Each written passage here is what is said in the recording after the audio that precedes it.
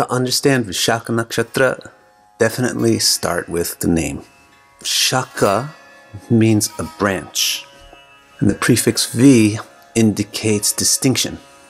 So Vishakha means distinct from a branch or a distinct branch.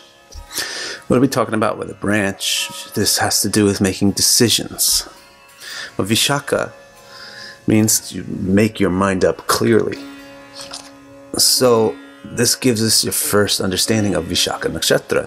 It's a star that's all about decisiveness and dedication to the decision. Sure enough, the symbol used to portray Vishakha is a goal, a target, a finish line. In the Indian martial arts, if you're an archer, then you have to be Vishakha. It's described that you have to put your eye on the target with such one-pointed focus that you don't even see anything outside the target. That's Vishakha. Focus, determination. So now let's come to the Devata, the deity, the god of Vishakha, because this is where it gets a little fuzzy. It's written that the Devata is Indrāgñi. And some people say that this means Indra and Agni. Indrāgñi, Indra and Agni. But that would make no sense because Indra already lives in Jeshta and Agni already has a home in Kritika. But people are looking for an explanation of the word Indrāgñi because if you try to find this word, this name, Indrāgñi, you're going to have a hard time. But you can find a mention of Indrāgñi in the Rig Veda 3:12, and you can find it in the Mahabharata, Shabha 11. Agni means fire. Indra is a name of the king of the gods, but that's because Indra actually means chief or king or best. So what Indrāgñi really means is the best fire. In Indian thought, there are many different kinds of fire. Fire is so important. But basically, there's 4 kinds of fire. There's the fire that burns from solid things, like a wood or paper or something, that kind of fire. It's called an earthly fire or regular fire. Then there's a heavenly fire, which means the fire in the atmosphere. And this fire is wonderfully described as burning from water because it comes from the clouds. And so that's the lightning and the electricity. That's another form of fire.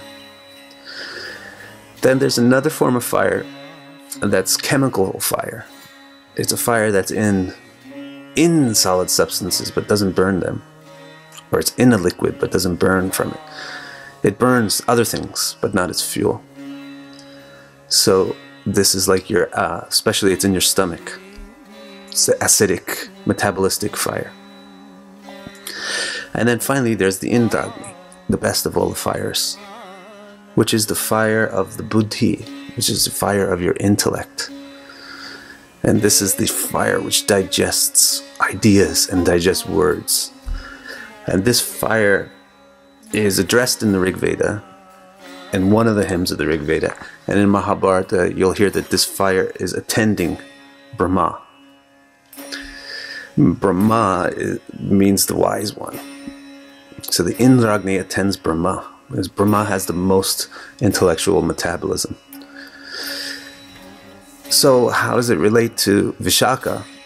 The function of intelligence or buddhi is to identify patterns and then make decisions. To recognize what something is and then decide whether it's what you want or don't want, and then to go for it or not. That's the whole mind and intelligence complex. That's what it does.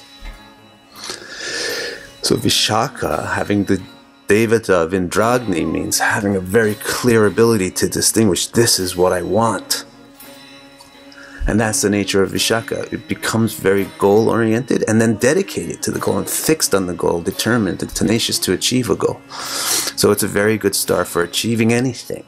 That's why it's classified as a mixed Mishra Nakshatra, because it's good for achieving anything. No matter what you want to achieve, you're going to need dedication. You're going to need devotion. No matter what you achieve, you're going to need bhakti or devotion, dedication to it. And that's what Vishakha gives. Vishakha is a key nakshatra for love, certainly, because it's about faith and dedication that aspect of love is Vishakha, not having many branches in your affections, but having one focused affection. That kind of powerful love is called Vishakha. One of the greatest goddesses of love is named Vishakha. So Indrāgñi is very close to Indrāṇī. Indrāgñi, Indrāṇī. Indrāṇī, in my opinion, is the Devata of Vishakha. So who is Indrāṇī? Indrāṇī is Indra's Rani, Indra's ruler, Indra's queen. She's the queen of paradise. So Indrāṇī is this goddess of love. She's a paradisiacal implementation of the prototype of the goddess of love, Radha. And that's why this nakshatra is sometimes called Radha. And then the next one is going to be Anuradha, after Radha. And this is another pair, like we had Purva Palguni, Uttara Palguni. We also have Radha and Anuradha. So if you're just thinking that it's Indrāgñi, Vishakha is Indrāgñi, then you just think it's determination, which can be materialistic, which is fine. Because bhakti, or love, or dedication, devotion, is required for success in any task. That's why it's a Mishra Nakshatra, as I said. But really, Vishakha has a very important element of devotional dedication. It's really devoted to something. And that's why the deity is Indrāṇī. She's the queen of paradise. She's a paradigm of devotion. So this little bit is not actually even in my book. It's a very recent discovery. And hopefully the news will spread around via the fires of YouTube. Okay, so hopefully you understand the Vishakha Nakshatra now. It's a nakshatra of intense dedication and devotion to a goal. And so it's a good nakshatra for achieving any goal. So you put a planet in Vishakha, and then whatever that planet represents becomes something that we can really dedicate ourselves to, and that we can therefore achieve something significant with. Okay, see you next time for Anuradha Nakshatra. And don't forget to comment and click like and subscribe to my channel. Thank you very much. Hari Hari.